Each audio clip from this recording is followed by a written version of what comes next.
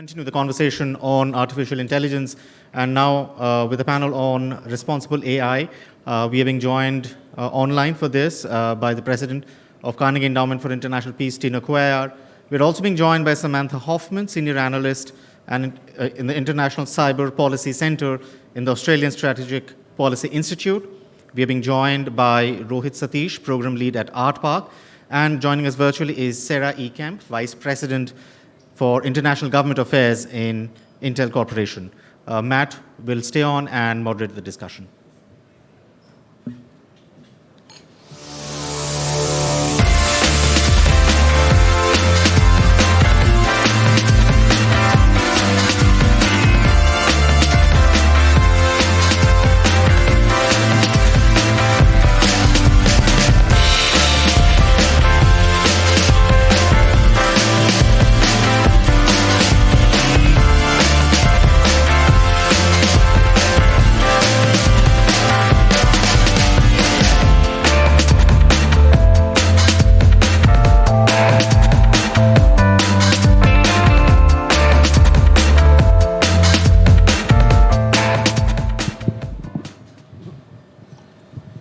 All right, maybe we should get my PowerPoint off the screen and replace it. Oh, there's Sarah.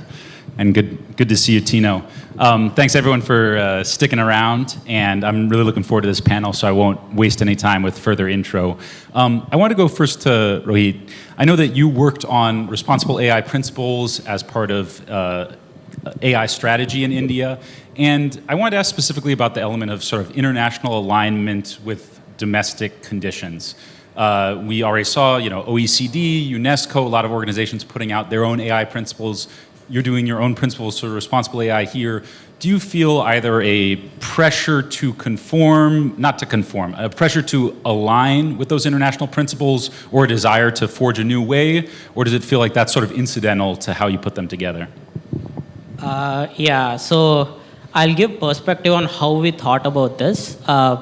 Firstly, it was very clear for us when we designed these principles that it must reflect Indian context, right? So that was very important for us because there are certain aspects where there is OECD, there is UNESCO, there is even the G20, GPAI, right? So they have these principles as well.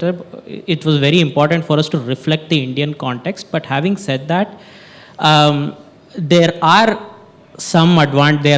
a lot of advantages in learning from these initiatives. Like, for example, when you just look at AI penetration in India versus some of the other countries, there's a lot to learn from the other countries because there's a lot of use cases that have been deployed there that has not yet been ubiquitous in India as much as it is there. So it doesn't make sense for us to disregard the learnings that these countries have had.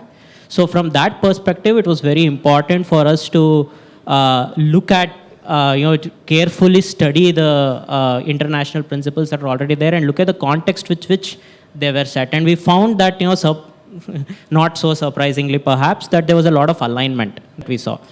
In addition to that, we've also looked at, if you go back to our national strategy, we speak about the potential of AI in terms of both economic potential and the social potential, and that is where we see that there is advantages in aligning with the global principles in terms of it will make any innovations that come out of India, right? So if they are compatible, right? If the principles are compatible with the global principles, we give them a global market as well, right? And in addition, when you're talking about India benefiting from AI, right, from a social perspective, it makes sense for us to leverage innovations that are already there globally, right?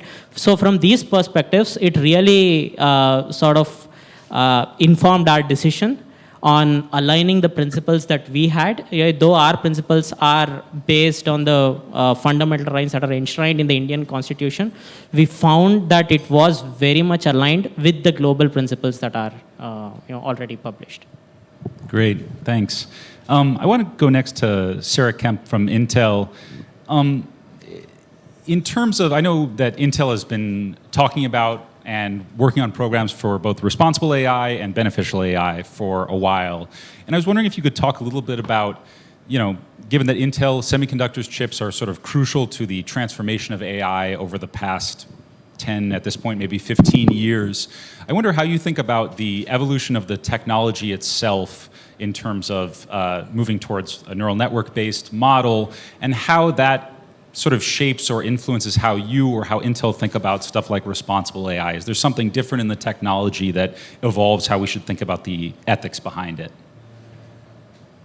Yeah, it's a great question. I think what I want to start with is when I think about and when Intel thinks about AI, we have a slew of programs and trainings on AI for what we call the ecosystem, because it's not just about the technology. It's about bringing people along on this journey. And so whether it's government leaders or whether it's students or whether it's the general citizens, we spend a lot of time sort of training on AI and how you can use AI.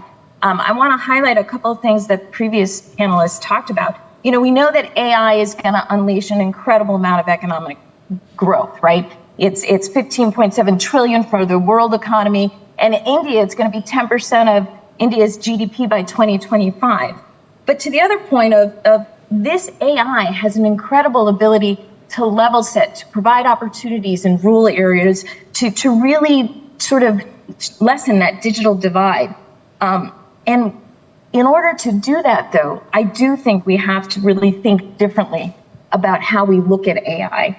And there's different aspects to that. One is there's AI that's human-facing and interacting, and there's another place where it's not human-facing. And so when we think about policies or guidelines, I think we really have to look at making sure that the recommendations that governments give foster innovation, that they enable transparency, accountability, but that they also look at risk-based models, right? What is the purpose of the AI? What is it doing?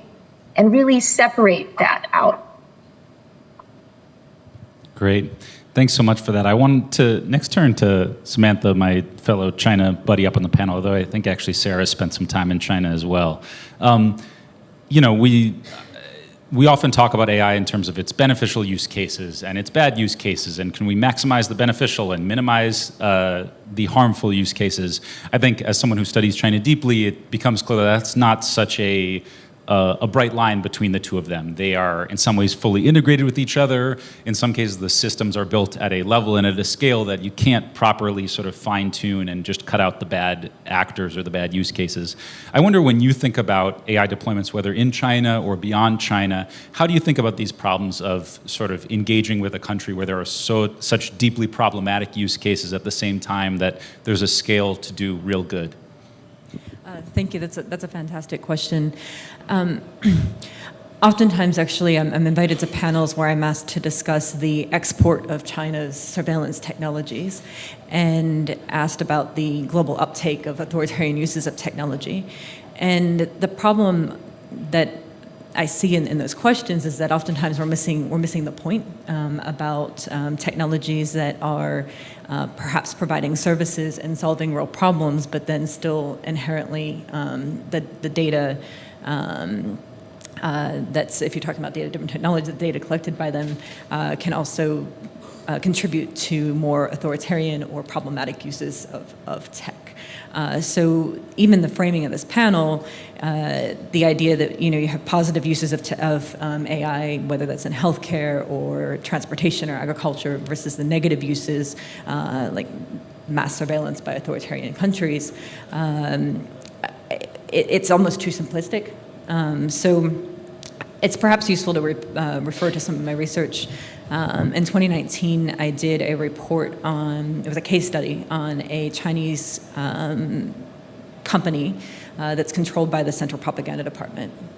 And that company engages in machine translation and the provision of translation services and devices.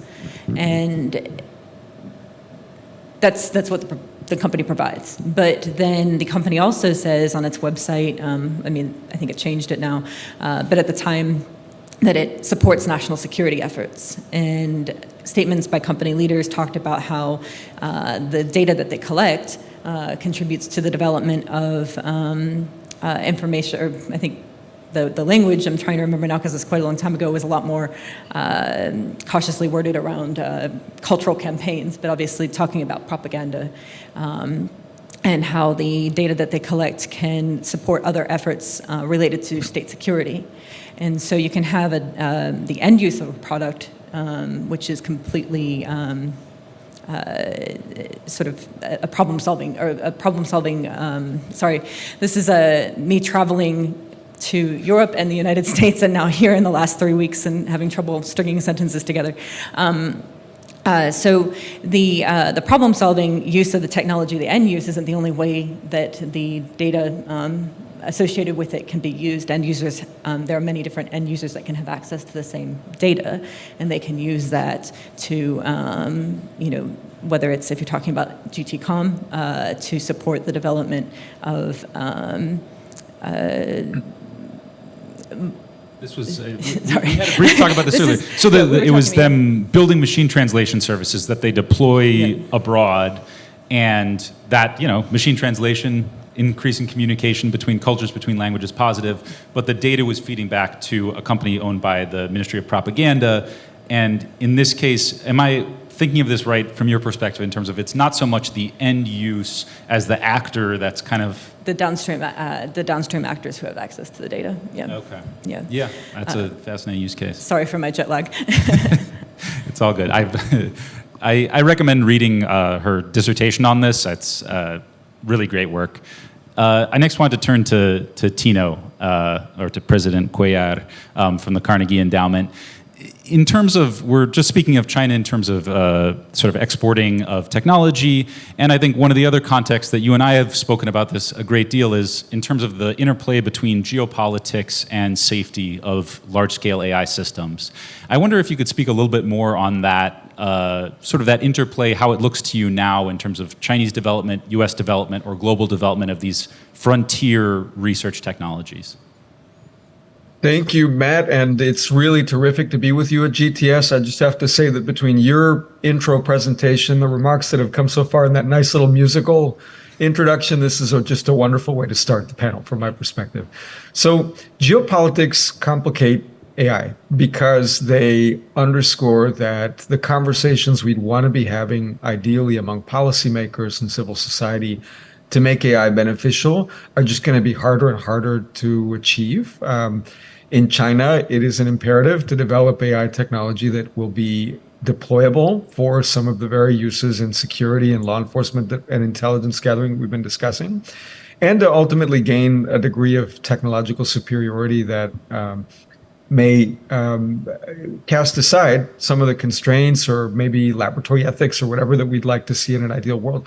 In the US, our national security strategy has highlighted that the US sees real concerns with respect to China's own strategy around technology and AI in particular and how it's deployed. So I guess I view it as a highly complicating factor, but I want to take a step back and maybe give a bigger picture perspective that leans a little bit into the framing of this panel.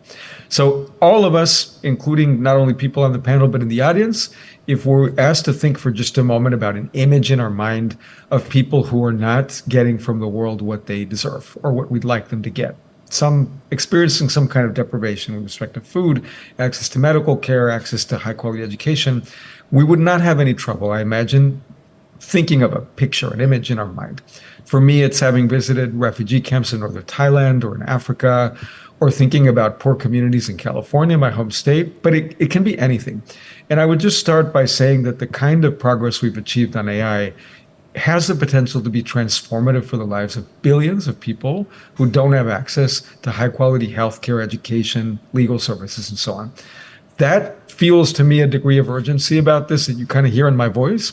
But the other urgency that I feel is watching how the progress on AI is speeding up, and we can and should talk about that because this is not, to my mind, linear. It's really likely to be exponential, particularly as AI gets into deployments and roles where it is actually accelerating the development of AI itself.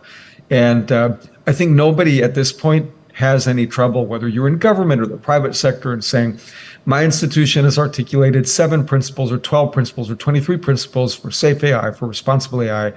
and we're going to work to make sure they're implemented. Where it starts falling apart, and this is where geopolitics complicates things, is like, is that getting done? What does that mean? How do we assess that? How do we know that this or that company or government or private sector organization or civil society organization is living up to those principles?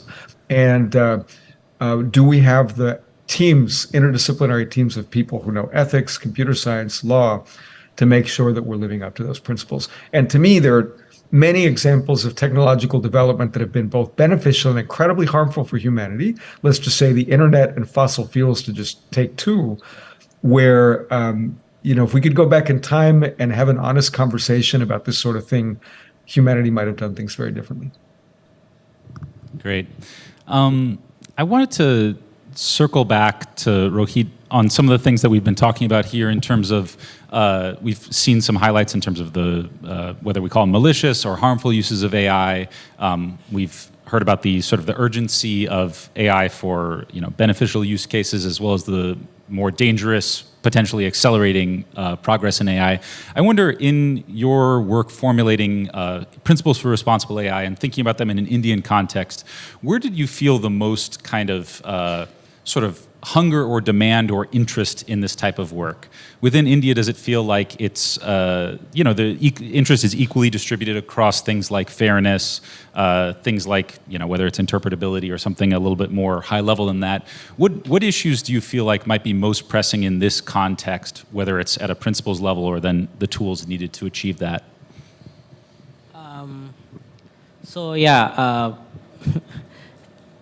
Where we saw a lot of interest depends on who we spoke to, right? And that is where, just to add to the previous panelist's point as well, having an interdisciplinary viewpoint on this helped. Like for example, when I talk about private sector, right? The moment we started talking about responsible AI, right? The issue was, hey, make sure you don't over-regulate, right? The entire industry, right? So that was the concern that was coming in, right? Versus when we spoke to, say, clinicians, for example, right? If I talk about a high-risk use case, they're like, hey, I don't think I understand, AI enough, right? So, can you please make this whole thing a little easier for us, right? So that was very important learning for me as well as an individual. So I'm a technologist, so I come from an engineering background. I understand data, I understand models. All of these social kind of were very difficult for me, right? So this sort of getting an interdisciplinary viewpoint was useful. And in terms of figuring out what to prioritize, one of the things that was the core of, the first was principles, and then the second was operationalizing the principles. And in operationalizing the principles, it was very important for us, like at the beginning, we just said, okay, the risks are context specific. The risks are, use case specific. So let us not have like a blanket sort of a regulatory role for AI, and let us look at it based on the risks and based on the context, right? And based on the risks and based on the context, the specific risks also change, right? And the principles that you're laying out, the OECD principles and all of that, right? It depends on the use case that you're talking about, right? When you're talking about things like healthcare, right? Like fraud detection in health insurance, for example, right? So that is where for us, inclusivity matters, right? Because if you end up excluding healthcare for someone just because the AI made a mistake, right? That doesn't work, right? Versus when you talk about things like using face recognition technologies for surveillance, right? Discrimination, bias, all of those comes in, right? So it really depends on the context and the person you're speaking to. That's been the biggest learning for us. Great. I want to, in terms of like different contexts, and here we're talking about the constraining things being whether they're principles or laws and regulations. I wonder, because a lot of your work, Samantha, has looked at Chinese actions in this space. When you're thinking about whether they're countermeasures or constraints, what do you think of as potentially actually constraining or changing Chinese capabilities or behavior in this space? China is obviously, it's signed on to stuff like the UNESCO principles, UNESCO Global Ethical AI principles that theoretically would ban it from doing surveillance, which is clearly not the case. When you think about it, whether it's from a strategic perspective or maybe a legal perspective, how do you think about either constraining or countering Chinese influence and behavior in the space? It's a difficult question because I think if you're talking about the party state leadership, I don't think that we should be thinking about changing. Well, I guess it's not what I mean to say is it's more about we aren't going to change what they're trying to achieve. That being said, I think that one of the things I've been paying attention to a little bit more in the last year is the standard setting conversation. And a lot of that conversation is focused on China's role in international standard settings bodies. But what we're missing is the way that China is, I think the best way of describing it is trying to set standards through market activity. So I think yesterday we discussed the standardization administration of China, SAC. Yeah, and domestically within China, in order to, say, for a company to win a contract for, say, providing a smart city solution, oftentimes they have to meet or maybe are expected to meet specific standards in regards to, say, facial recognition systems or any other sort of technology, and those standards are developed at a national level, including, say, the Ministry of Public Security or PLA research institutions, as well as private companies and other actors, and so technology is being designed to meet a specific need, and then those technologies are then the ones that are exported globally, and I think one thing that I notice is that in conversations, say, about what China's doing domestically, there's oftentimes a focus on how many companies are involved in that ecosystem. And so my sense is that sometimes people think that, well, there's so many different companies involved, maybe there's so many different actors that it's hard to see where data will be successfully integrated and then effectively used in the long run. And so I think that what you're seeing at with that standardization system, though, is that actually, even though there are a number of different players, they're all meeting these standards. So I've looked at that in my research at exposed databases in China for smart cities database schema. I haven't published this because I think then if you're looking at exposed databases, you tend to see a lot of personally identifiable information, and I think that's not ethical to publish. But anyway, what you see is that these generally speaking, these same standards are being met across all jurisdictions in China, and those are exported globally. So if we think a little bit more about what China's doing in that context, I think those are more effective ways to deal with how you counter Chinese activity in that space. Great. Yeah, that's... Or maybe counter isn't the right word, but yeah. Yeah, no, that's a lot of my research has looked at that from a different angle of standards and exporting. And China is a very unique system, a very unique country in terms of the interplay between companies and government. And I wanted to maybe turn to Sarah on the role of companies in more of maybe a US context, or you could speak to an international context. When it comes to promoting, say, responsible uses of AI, Sarah, how do you think about the role of a company like Intel in that process? Does it need to be more of a sort of presenting information, keeping government leaders up to date on what's happening, or does it need to be setting out the principles on its own and sort of taking action on its own? How do you think about that interplay? Well, I don't think anyone's going to be able to take action on their own, right? I think, again, this is about building, I would say, a consensus-driven, open, collaborative process. And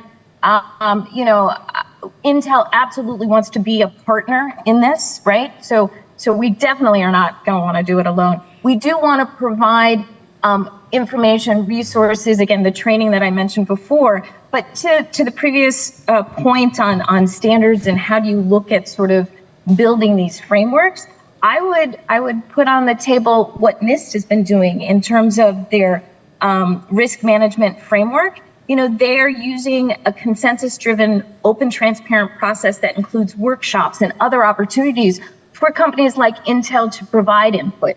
I would also say one of the key things that we focus on at Intel is, we were one of the first companies to put in place, as you mentioned, the Internal Responsibility AI program. But everything we do, we level set internally and externally on ethics. a big component of what we do in AI is ethics and the democratization of data, right? So how do you do that? And it's in all of our training. It's in all of how we look at what we're putting together in terms of products.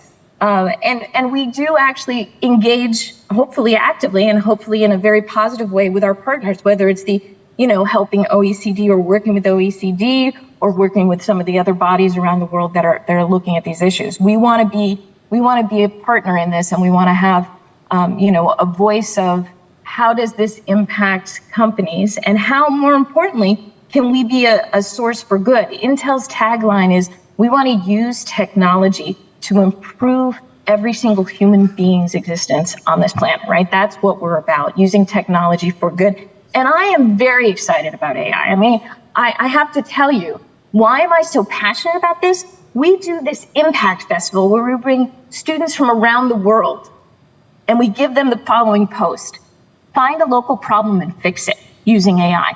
And last year's winner, global winner, from 1,000 student groups was India. And you know what they did? It was incredible. So this group said, you know what? There's a problem in India with farmers committing suicide because of crop failure. So they went out, they figured out how to take pictures of the crops using heat sensing technology. They then used the AI and the algorithms, and they developed an app that can be downloaded on the phone for $1.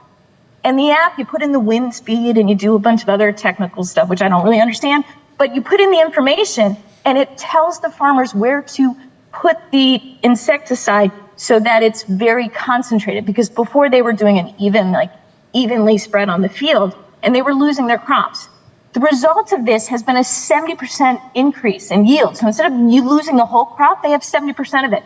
That's something that gives me so much hope. And we have so many other examples in healthcare and other things of this next generation of technologists using AI for good, that if we can just sort of get to what Tino said, look, a universally adopted principles or view of how we should do this, I am really, as you can see, pretty passionate and excited and stoked about where AI is going to take us. Sorry, that's a little bit too much. I'll stop there. I can feel the passion through the screen, and that is genuinely very exciting. And that's one of the tough things about approaching a technology that is going to be as sort of omni-use, not just single use, not just dual use, but it is so fundamental in what it does in terms of identifying patterns and making predictions that you can apply that to almost anything at scale, assuming that you have the sort of right pieces in place.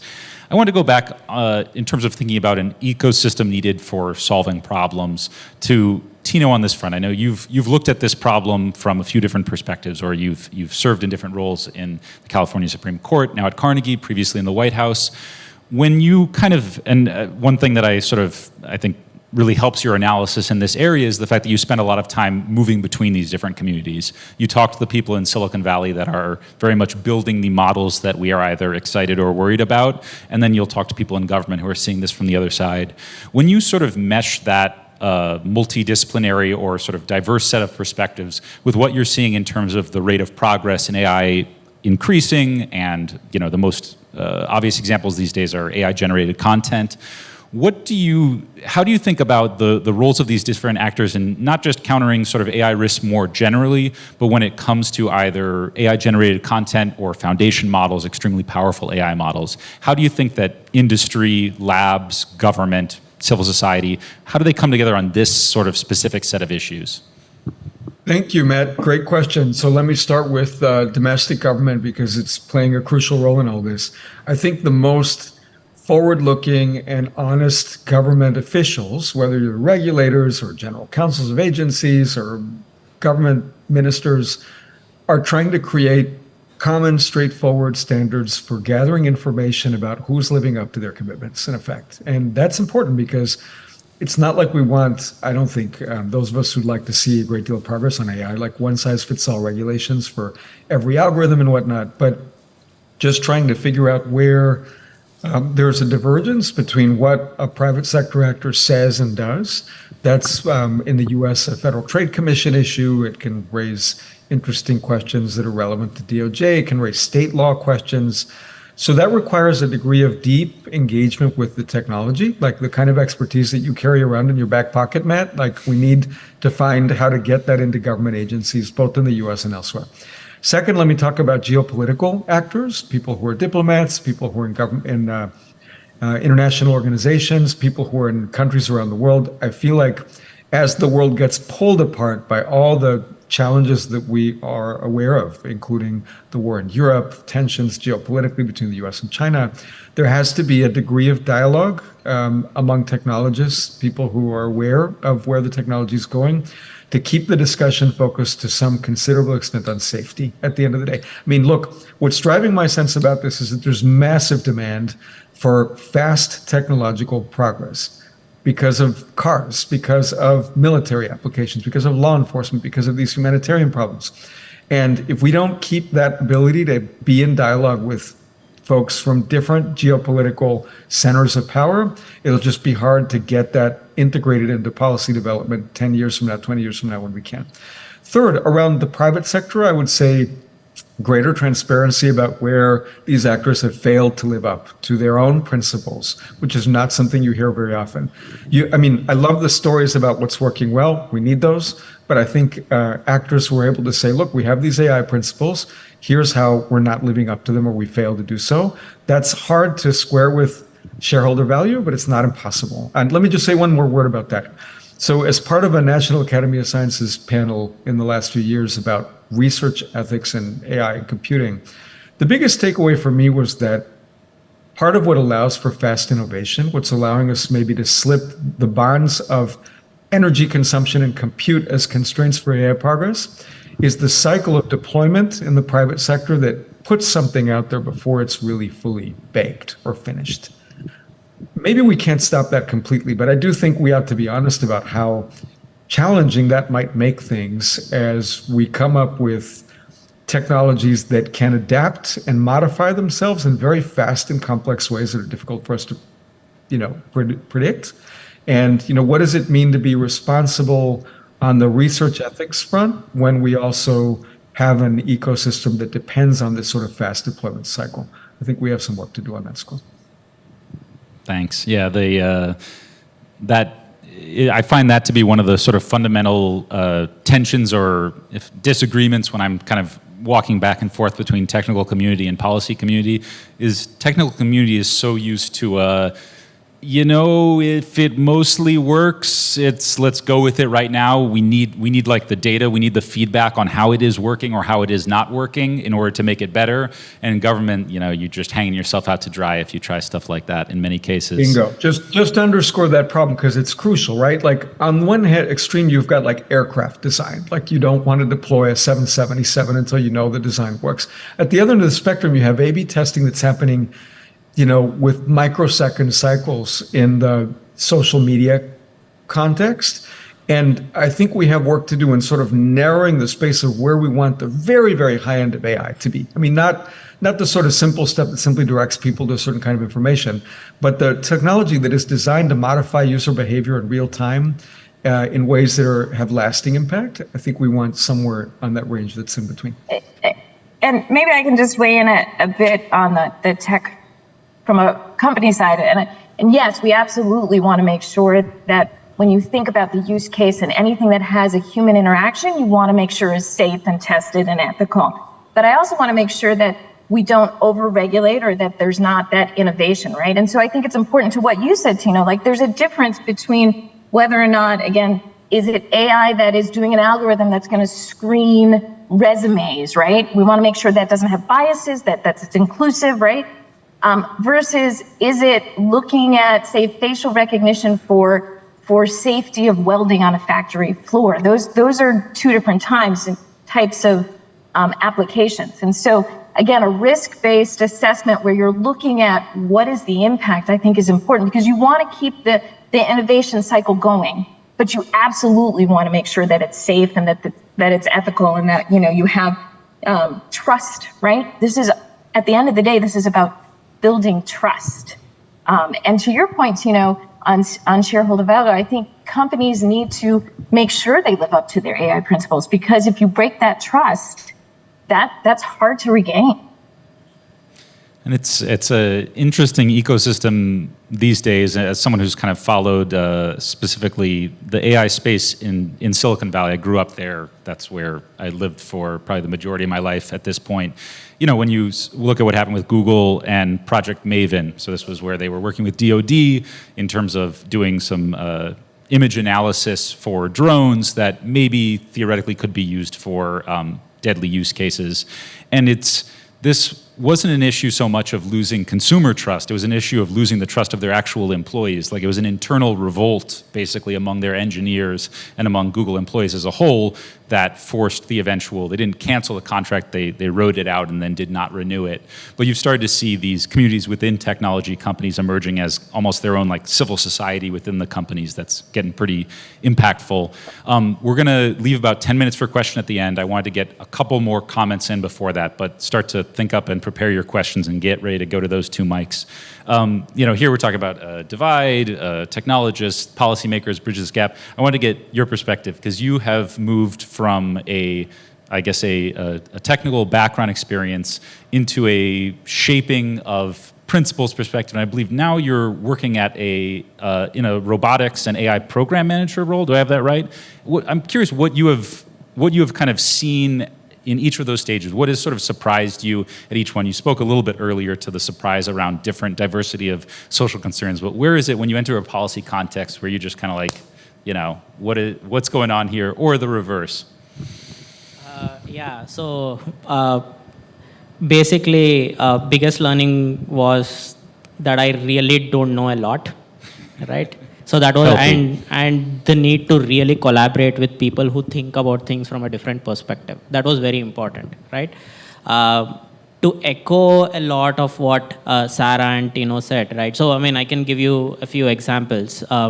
We worked on, you know, again, right, how do you go about regulating technology, especially when it's high risk, right? So it's probably not as high risk as, you know, some of the applications that we've discussed right now, but one of the things that we are looking at was screening technologies for diabetic retinopathy, for example, right? So this is something, you know, if it can be deployed across India, right, it could go along with the National Diabetes Screening Program, right? So now, when it comes to deploying that on the field, and when you're thinking about deploying it across India, right, how do you go about it, right? You would need certain regulations because the ones that are using the technology are not really your ophthalmologists, right, in some of these primary health centers. It's either optometrists or some local technicians, right, who don't understand, right? You give them a machine, they'll just use it, right, and they'll just trust the machine and go forward, right? So how do we go about thinking through some of these regulations, right? And that is where we first said, okay, it cannot, you cannot think this through, you know, just sitting here in our rooms, right, in our cabins, and just, you know, one technologist sitting along with a government person, right? You need to you need a team, right? You need a team that's interdisciplinary. And we need to test out some of these technologies in what we call a policy sandbox, right, is what we sort of said, right? And that is where government steps in as well, right? So we all work in a pilot region and we see what are the concerns that will come up when you deploy it in a smaller scale. You take the learnings from those and then you start, you know, drafting that into, you know, into maybe a document, a policy strategy document, and that's something that we are doing as we speak, right? So, and it's very important to get this sort of a multidisciplinary sort of an approach. And even here, I can tell you, we started off by handing over this project to a legal, you know, a legal research firm, right? They could go only so far. They needed help from our end as well. So I mean, I spent so much time that I just thought, okay, technologists don't know anything. Let, you know, people who understand, let them do it. But then once they started, we sort of figured out, yes, they are seeing some gaps there, right? And maybe we can contribute, right? And when we started doing this, we did see some problems there as well. Like, for example, they couldn't understand the language we speak, and we couldn't understand what they spoke, right? So it took us some time to get over that, okay, fine, this person is making sense if I'm just patient enough and if I listen to the person, right? And that's where we just spent some time, you know, just sitting together and just chatting about things that don't matter for a while just to break the ice. And then, you know, we started sort of taking these inputs, and then, you know, what came out of it was really something that we all learned, right? They had a lot to learn from us and we had a lot to learn from them as well. right? And going forward, this is a learning that I want to take, right, in whatever we do in the future. And now at the moment we are working with a few institutions, again, like Niti Aayog, ICMR, in putting together the medical imaging data sets for India, right? So that's one of the things that sort of inspires me as well. Coming from a technology perspective, it's good when, the other side, say, okay, it doesn't make any sense if your technology doesn't do this, doesn't do that, is not explainable, is not, it's not discriminatory and all of that. But there are no data sets for us, right? There are no representative data sets for us. How do we start solving some of these problems, right? So this is really what I'm passionate about and what I'm sort of continuing, working on even now. That's really exciting, and yeah, a lot that I can identify with in terms of that translation. You could be speaking the same language, but you do need a layer of translation between the different communities. So now I wanted to give a chance for audience to ask questions, and maybe if anyone just want to take the microphones, we'll go from there. Go ahead. Hi, this is Anirudh from Carnegie, India, and I have a question for any of the panelists in general. While listening to the discussion, I was struck by a thought that maybe we can talk a bit more about how AI can be used to reduce, if not obviate, the need for mass surveillance. If you're actually going to get better at predictive decision-making using AI, shouldn't that also be used to try and push the debate on, say, collecting less data and training machines better at making predictive decisions in areas like security? So just to make sure I have not that I'm going to answer, but just to make sure to clarify the contours of the question, it's that if AI can be trained on less data, what sometimes is called like few-shot learning or something like that, does that obviate the need for mass collection of data? Exactly. Is that the, okay. Yeah. Thanks for the question. That's an interesting wrinkle there. Does anyone want to go ahead and tackle that?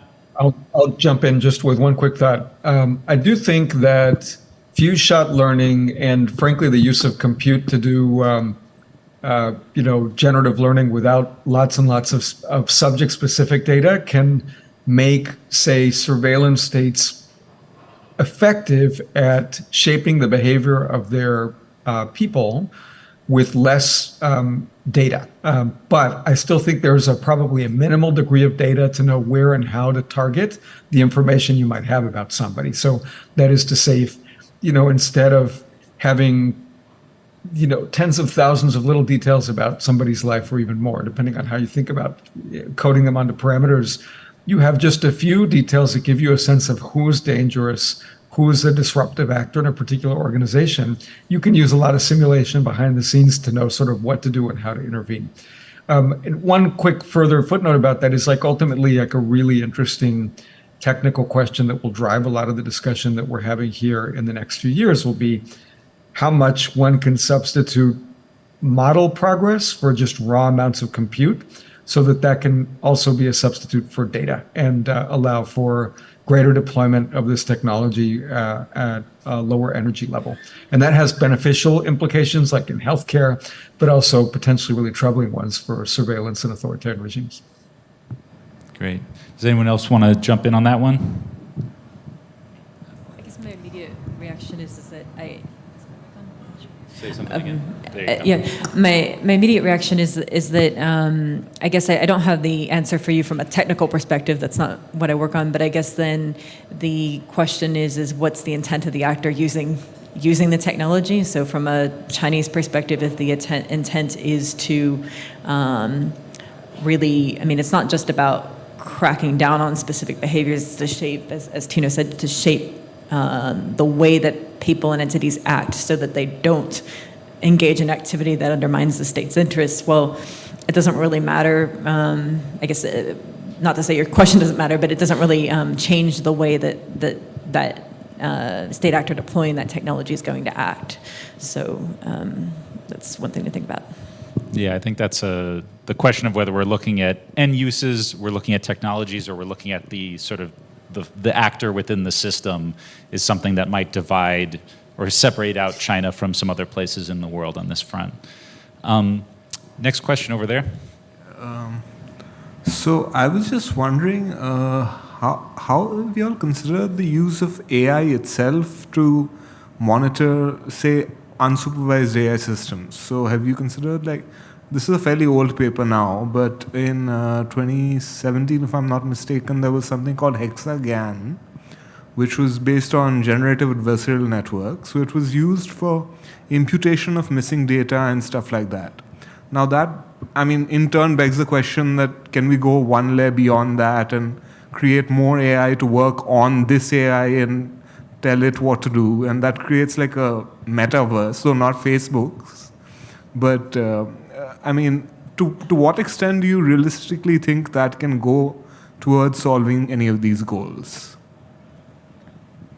I'll probably give a couple of points because this is also sort of in a way related to the previous question as well. There is research that is happening, right? To be fair, right? And it's very obvious, right? So what Samantha said, unless you can make sure the intent is right, it doesn't matter what you do, right? They could get you, right? So there is research that's happening, but it's not with the intent of some of the things that you've mentioned, right? So either in terms of reducing the need for collecting mass data, or in terms of there's a lot of general AI research that's happening, right? In terms of and also programmatic. Can you start looking at programmatic sort of ways to make sure the AI is always reliable, right? So there's always a programmatic check on, making sure the accuracy levels, the precision, the recall levels are all always, at a particular point. If it drops below a point, just stop using that solution, right? So there are certain programmatic solutions to this, and there's a lot of research that's happening here, right? And what would really be interesting is, if this sort of a technical research can be backed by, expertise from the civil society and from the legal side on, what could some of the end impact of some of this research could be, right? Can you think about actually reducing, making sure AI is more accountable, right? Through some of these research, right? So yeah, that's an interesting perspective. Can I add just one quick thought about that? I agree with what you just said, but I want to zoom out a little bit and note that when we think about the relationship between unsupervised learning and then AI models that are, directing in some ways and analyzing the results of unsupervised learning models, to me, the larger issue is what is the relationship between data, compute, and model design. And here I would just note that we think of them very often as complements, and this is a sort of a Kai-Fu Lee point that, if China has an ability to suck up massive amounts of data, that gives it a certain kind of advantage. I guess my take would be, in part because of papers and analyses like the one that was just mentioned, they're also substitutes for each other increasingly. And so it's not to say that data don't matter, but increasingly, just if you throw enough compute at something and do adversarial learning, or have a number of techniques that you deploy, you can do a whole bunch of functionality acquisition with less data. And then I would note that the way these AI models are being used to sort of refine how we use compute can reduce the amount of compute necessary to achieve similar kinds of functionality, and therefore have availability of compute be less of a constraint. So I think we're headed towards a direction where, in all likelihood, some of the things that right now can only be done with massive amounts of compute, and therefore only happening in OpenAI or Anthropic or Google or Microsoft or Intel, will be possible to do at scale across the world. Great. We've got a little bit of time left, so let's get one last question in. Thank you. I'm Akash. I'm a technology policy researcher. So my question is, on the responsible AI, are you looking at scenarios where AI can be used maliciously? So what are the critical domains? And on the connected question is, I work on advanced persistent threats. So what if let's say, develop an AI model, but there's a malicious actor which remains undetected, but when it reaches certain scale, only then it's get activated. So are you looking at those sleeper cells in the digital era where AI, so my question is are you looking at those scenarios, and how do AI react to that? Thank you. Yeah, so I can just start off on this. Yes, we are, right? To put it simply, like for example, I mean, the way we are looking at it is, like for example, the PDP bill is currently under discussion, right? When you introduce AI, right? So what are the additional considerations you would have to take, right? For example, I think this was mentioned by one of the panelists as well, right? So when you start looking at, it's not just malicious AI, right? Can you, if an AI is actually getting deployed for a good use, but then over a scale, right? Can you actually influence its decisions through a malicious intent or through a malicious piece of code, right?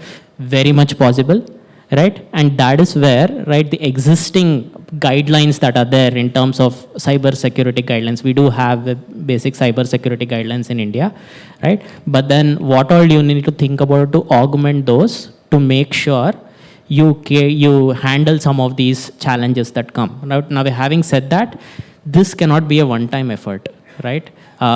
Because the technology is evolving, right? So how do you create structures in place so that there is constant monitoring of what malicious activities could happen, right? And devise policies towards it, right? So again, this is where going back and saying the same old thing, right? So iterative ways of doing this, and a very important mechanism to do this is to sort of drive it through a body that is more interdisciplinary in nature, right? That is constantly sort of looking into some of these issues, right? And that's basically how we are considering this.